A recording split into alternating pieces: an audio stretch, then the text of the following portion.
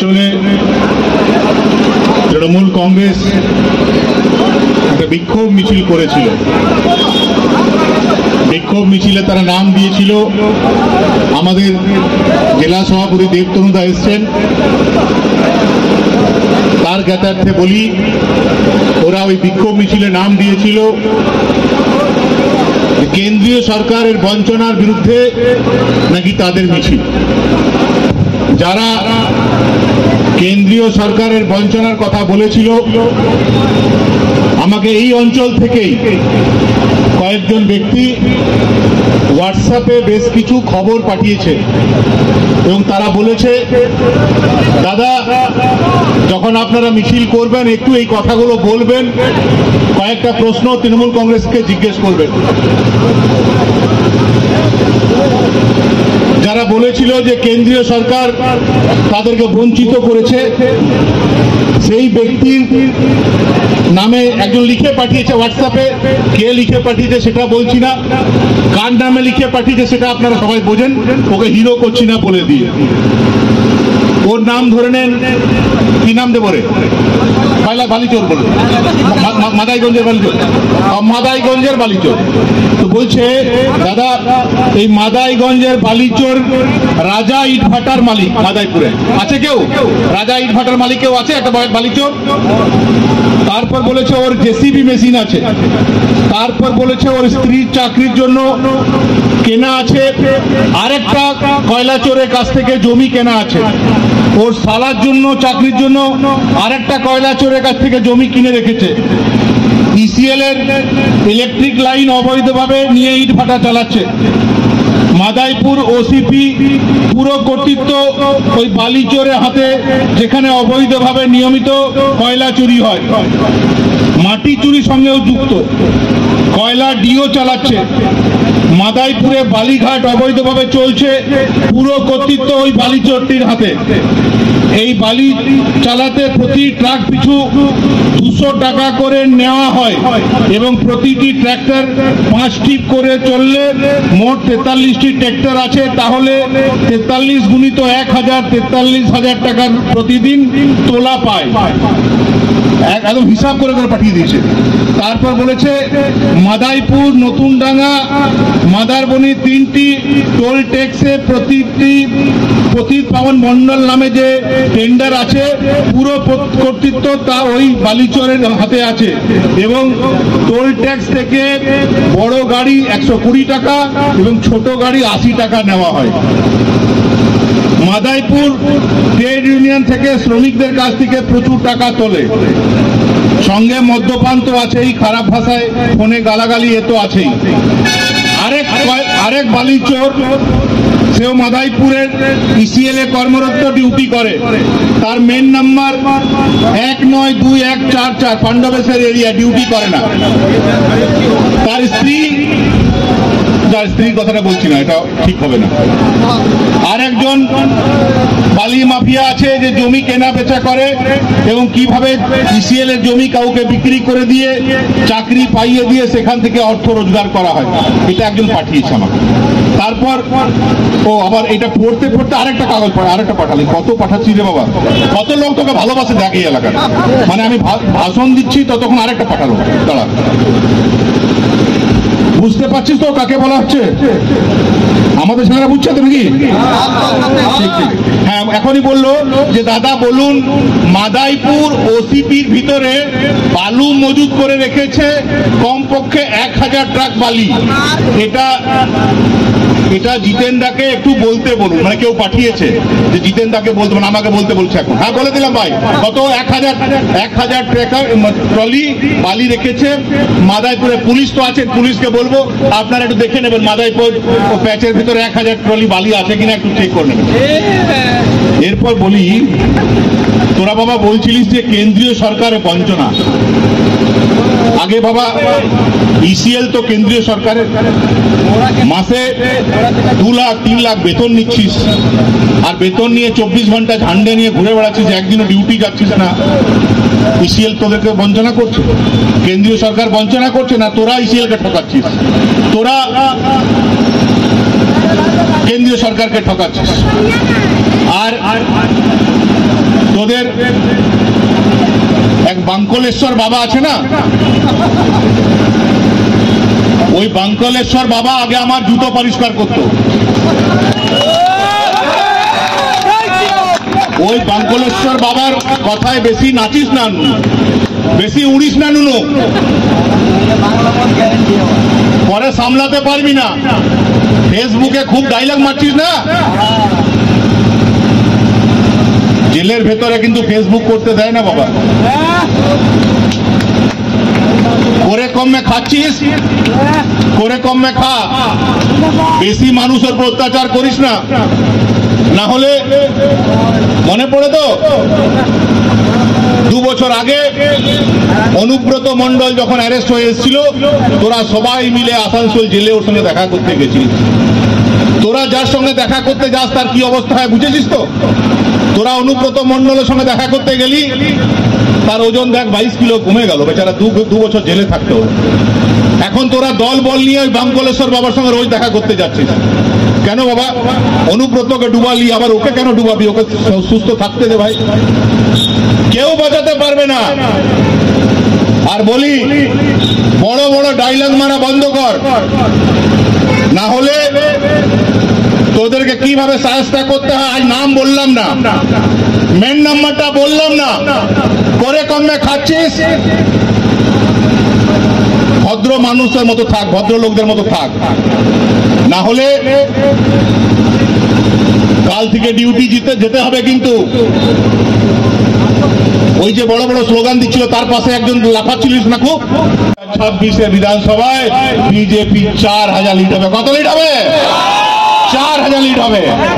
আর আরেকবার বলে দিয়ে গেলাম, আজ মুখে বলে যাচ্ছি, এরপর যদি সংযত না হয়েছ তাহলে আমাদের দল কলম দিয়ে কথা বলবে এবং ডিউটি করতে হবে। কিন্তু ভাই, পিসিএল এ হাজিরি করিয়ে ঘোরা বন্ধ হবে। মাসে 2 লাখ টাকা বেতন নিচ্ছ আর ঘুরে বেড়াচ্ছ, এটা কিন্তু আর আমরা বরদাস্ত করব না। প্যাচে যারা রোজগার করছো বরদাস্ত করব না। বিনা চালানে বালি চুরি হচ্ছে, বরদাস্ত করব না। বালি চুরিও করবি আর বড় বড় কথা বলবি না। চোরদের এত ক্ষমতা, চোর বটিস চোরের মতন থাকবি, চোর বটিস ভদ্রলোক হওয়ার চেষ্টা করবি না। চোরের মধ্যে আর ভদ্রলোকের মধ্যে কোনো ডিফারেন্স থাকবে না। চোর কোথাকার, ঠাকুর তোকে তো মুখটাও চোরের মতন দিয়েছে, দেখেই মনে হয় চোর। মনে পড়ে আমি যখন ছিলাম, আমার সঙ্গে দেখা করতে গেলে কি বলতাম? আচ্ছা সকাল সকাল আমার সঙ্গে দেখা করবি না, তোর মুখ দেখলে সারাদিন আমার খারাপ। এখন বাঙ্কলেশ্বর বাবার শিষ্য হয়েছিস তো, তোর মুখ ওকে দেখা, ওকে দেখা, যত চুরি করছিস কর, কিন্তু বেশি উড়বি না বাবা। বেশি উড়লে আগামী দিনে বড় দাওয়াই দিয়ে দেবো। ভারতীয় জনতা পার্টি জিন্দাবাদ, নরেন্দ্র মোদী জিন্দাবাদ, পাণ্ডবেশ্বর বিজেপি জিন্দাবাদ। তো এরপর আপনাদের মাঝে বিজেপির কর্মীরা তো জানেই, উনি সেগুলো সবাইকে আরেকবার মনে করিয়ে দিয়েছেন এবং তাদের যে অকাত আছে সেটা তাদেরকে বলে দিয়েছেন। প্রথমেই আমি ধন্যবাদ জানাবো যারা আজকে ভারতীয় জনতা পার্টিতে যোগদান করলেন। সারা পৃথিবীর মধ্যে সব থেকে বড় রাজনৈতিক দল, ভারতবর্ষের মধ্যে একটা বিশাল গণতান্ত্রিক দেশকে যারা শাসন করছে, সেই রাজনৈতিক দল ভারতীয় জনতা পার্টিতে জয়েন করেছেন এবং ভুল পথ থেকে সরে এসে সঠিক পথ অনুসরণ করেছেন। সেজন্য তাদেরকে আমি স্বাগত জানাচ্ছি ভারতীয় জনতা পার্টিতে এবং তাদেরকে আমি আমাদের পার্টিতে বাকি কর্মী যারা রয়েছেন তাদেরকে অনুরোধ করব, তাদের সঙ্গে একাত্ম হয়ে তাদেরকে সঙ্গে নিয়ে তাদের কাঁধ মিলিয়ে তৃণমূলের বিরুদ্ধে লড়াই সেটাকে জোরদার করার জন্য। দেখুন, যখন কুরুক্ষেত্রের যুদ্ধ হচ্ছিল, একদিকে কৌরব সেনা, একদিকে পাণ্ডবদের সেনা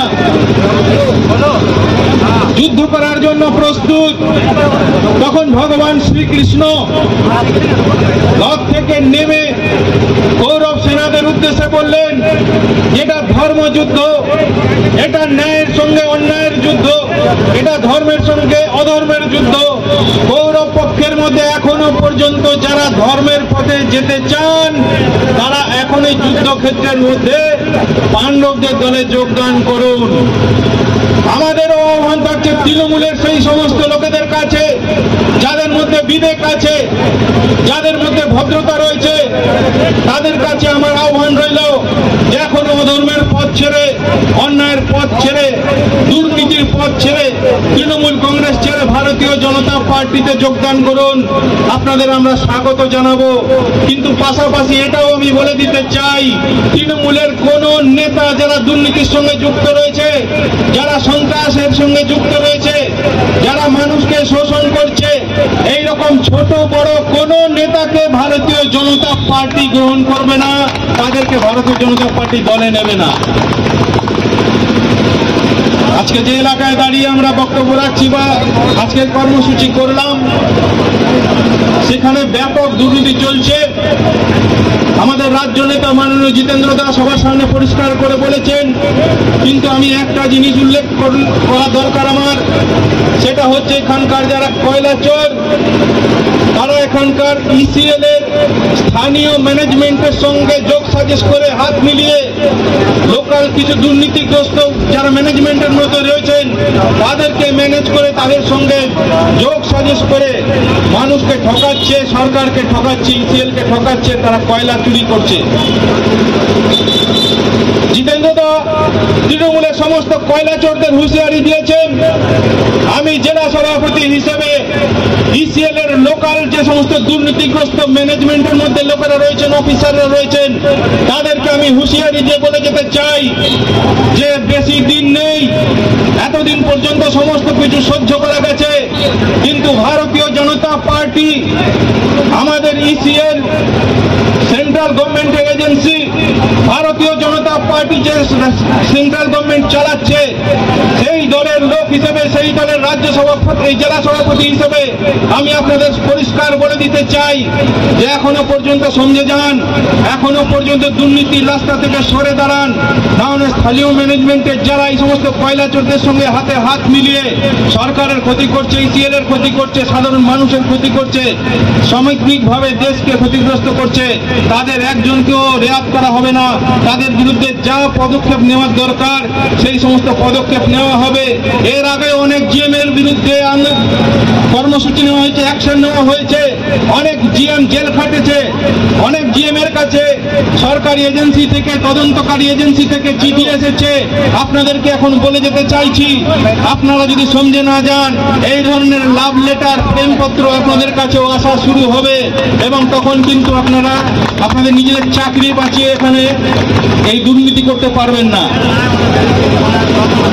আজকে এই গোগলা অঞ্চলে সন্ত্রাস প্রবণ এরিয়া, সাধারণ মানুষের গণতান্ত্রিক ব্যবস্থাকে পুরোপুরি স্তব্ধ করে দিয়ে সাধারণ মানুষের কণ্ঠ রোধ করে রেখেছে তৃণমূলের দুষ্কৃতীরা। আজকে এই গোগলার মাটিতে ভারতীয় জনতা পার্টির অসংখ্য কর্মী আজকে রাস্তা দিয়ে হেঁটে প্রমাণ করেছে তাদের লৌহ সদৃশ মানসিকতা, যে এই গোগলা অঞ্চলের যে সন্ত্রাস, সেই সন্ত্রাসকে দমন করার জন্য ভারতীয় জনতা পার্টির কর্মীরা আজকে বদ্ধপরিকর। তারা আজকে কিন্তু সংকল্প গ্রহণ করেছে যে গোগলার মাটিতে তৃণমূলী সন্ত্রাসকে আজকের পর থেকে আর সহ্য করা হবে না। আমরা কিন্তু যেখানে যা করা দরকার সেই ধরনের পদক্ষেপ আমরা নেব।